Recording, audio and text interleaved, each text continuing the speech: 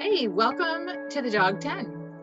We are a dogcast that gives just 10 minutes or hopefully less about training and behavior issues. And the person that's going to bring all that information is my favorite trainer, who's probably your favorite trainer now too, Crystal Dunn.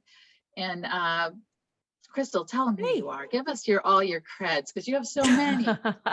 I like to cut it short. Actually, it's a little bit, when you've been around for almost 2 decades in the training world, all I got to say is wear sunblock.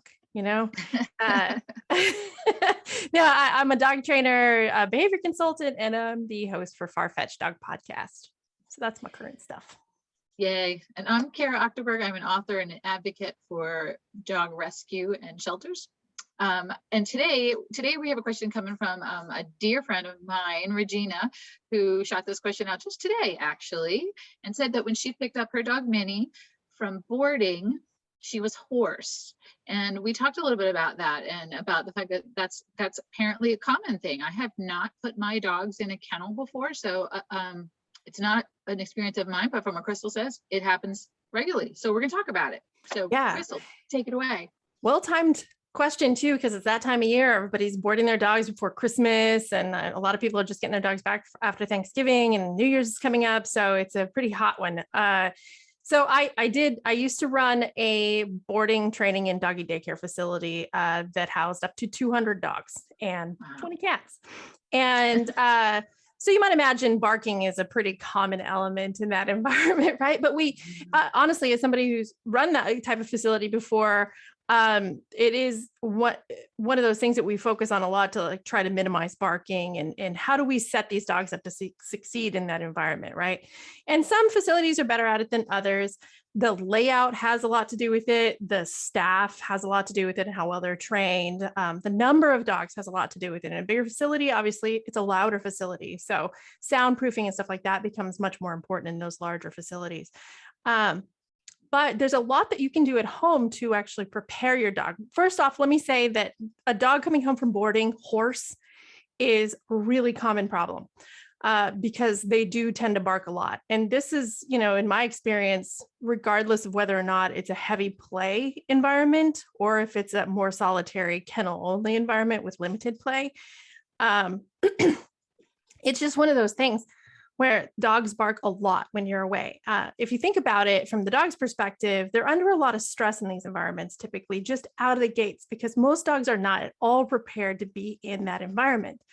So if you want to minimize the effects of stress on your dog in general before they go into boarding, there's quite a few things you can do. One, work on your kennel training. If your dog isn't kennel trained, they are not prepared to be in a kennel in a new place, needless to say, right?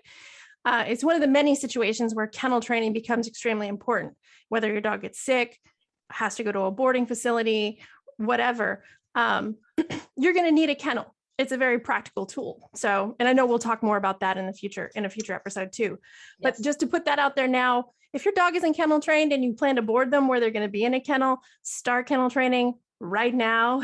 Look up some really good videos on YouTube about kennel games, how to introduce the kennel gently. There's some really good basic guides for puppies like Maran Dog Training Illustrated. It's MARAN. That's a really good textbook style training guide that covers a lot of really essential basics with pictures and everything. It's really great to have if you have a family. And so you can get everybody in on that process. And it does a great intro into dog kennel training, And we're going to do one too. We have an upcoming episode all about crate training. Exactly. Crate training is a big issue. So we can do that. You can kennel train your dog if they haven't used the kennel in a while, refresh. And just have them take some naps in there and stuff, It's also a really good idea to pick a facility that focuses on preparing the dog for their facility. So not all facilities are created equally, right? Like some boarding facilities, they'll just take your dog and stick them in a kennel and let them bark it out. And they won't really tell you about it and they won't really do anything about it. There are other boarding facilities that are really, really great and that they'll tell you, okay, in order to come here, you're going to have to come for a test day. You're going to have to see how your dog does. We're going to have to acclimate them to our environment, make sure they're going to be a good fit here. Those things can sound like a huge pain in the neck, but in reality, they're extremely important. If the facility cares enough to prepare your dog for being there, then that's a facility that you can trust with your dog. If they'll just take them ad hoc, not so much. Not a place I'd take my dog.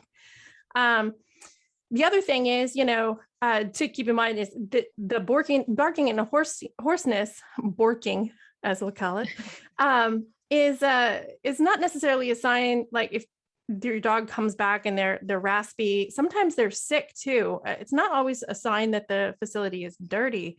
It's more often a sign that your dog has been extremely stressed out for 1 to 2 weeks if they've been there. And as soon as they get home, their immune system crashes because they've been on high alert. So that's a really common side effect of dogs getting sick after they've been boarded because they haven't been prepared to go to the kennel. And maybe that particular kennel doesn't do a very good job at preparing the dog themselves. So ask those questions. Ask how they acclimate dogs to the kennel. It's also a really good idea to remember that you have options in most cases too. If you live anywhere near a city, especially, you don't have to board your dog if it really stresses them out. You've got pet sitters, you've got smaller boutique boarding facilities that take, less than 20 dogs in some cases. Those can be harder to get into, but if you've got a particularly stressed or anxious dog, or a dog that you feel is really not all prepared for that environment, not used to it, a better option might just be to hire a pet sitter, and either have that person come stay at your house or have that person come visit your house multiple times a day. The cost, especially if you have more than one dog or animal in general, is usually about the same, if not a little bit cheaper once you get up into the 3 and 4 pets arena. That's what we've always done, because we've always had multiple dogs, multiple cats, horses, chickens. And even now it's just the dog, like 3 dogs. I'm looking for a dog sitter here. I can tell you about boarding, because I know it would be cheaper to have a dog sitter come here. I can tell you with confidence that there were many, many clients that came through our doors at the boarding facility that I referred to pet sitters, because we would take their dog in for their test day and we would find that their dog was miserable there. And if they're miserable, that's not a dog that you really want in your facility either. It's not good for the dog. It's not good for the culture of the facility. It's not good for the other dogs. The dogs who bark constantly, no matter what you do, they stress out your facility dog. Like all the other dogs there are going to suffer because of that. So it's really an art form. People who run really good dog boarding and daycare facilities are really good at saying no. And they're really good at when they do say yes, acclimating those dogs to that environment. Those are 2 key factors there. So it's a tricky business though, because a lot of people don't like to hear no. Yeah. But the other thing that you can do too is a lot of these places offer daycare. Try a couple days of daycare, get your dog acclimated that way. That way they know where they're at when you actually have to leave for more than a day. So that really helps too. Good suggestions. All right. We covered that and we did it in under 10. Yes.